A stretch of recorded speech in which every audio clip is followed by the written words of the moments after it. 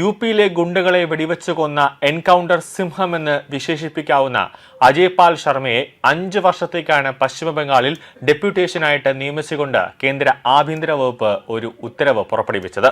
അതായത് ഇനി പശ്ചിമബംഗാൾ ഗുണ്ടകളെ കൊണ്ട് ക്ലീൻ ആകാനുള്ള നീക്കത്തിലായിരിക്കും അജയ് പാൽ ശർമ്മ ഇനി പശ്ചിമബംഗാളിലേക്ക് ഉണ്ടാവുക. ഇത്രയും ദിവസം തെരഞ്ഞെടുപ്പ് കമ്മീഷന്റെ നിർദ്ദേശപ്രകാരം പോലീസ് ഒബ്സർവറായിട്ടാണ് അജയ് പാൽ ശർമ്മ പശ്ചിമബംഗാളിൽ ഉണ്ടായിരുന്നതെങ്കിൽ കേന്ദ്ര ആഭ്യന്തര മന്ത്രാലയത്തിന്റെ പ്രത്യേക നിർദ്ദേശപ്രകാരം ഡെപ്യൂട്ടേഷൻ വ്യവസ്ഥയിലായിരിക്കും അജയ് പാൽ ശർമ്മ ഇനി 5 വർഷം പശ്ചിമബംഗാളിൽ ഉണ്ടാകാൻ പോകുന്നത്.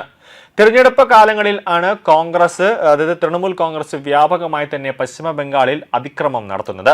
വലിയ രീതിയിൽ അവർ ആക്രമണങ്ങൾ അഴിച്ചുവിടാറുണ്ട്. കോൺഗ്രസിന്റെ പ്രാദേശിക നേതൃത്വത്തിലെ ബൈക്ക് ബ്രിഗേഡാണ് ആക്രമണം നടത്താറുള്ളത്. എന്നാൽ ഇത്തവണ 2.5 ലക്ഷത്തോളം വരുന്ന കേന്ദ്രസേനയെ വിന്യസിച്ചാണ് ഇലക്ഷൻ കമ്മീഷൻ ഈ ആക്രമണം തടഞ്ഞത്. പോളിംഗ് ബൂത്തിന്റെ 100 മീറ്റർ പരിധിയിൽ സംസ്ഥാന പോലീസിനെ പ്രവേശിപ്പിച്ചില്ല, മൊത്തം കേന്ദ്രസേനയെ ഏൽപ്പിച്ചു.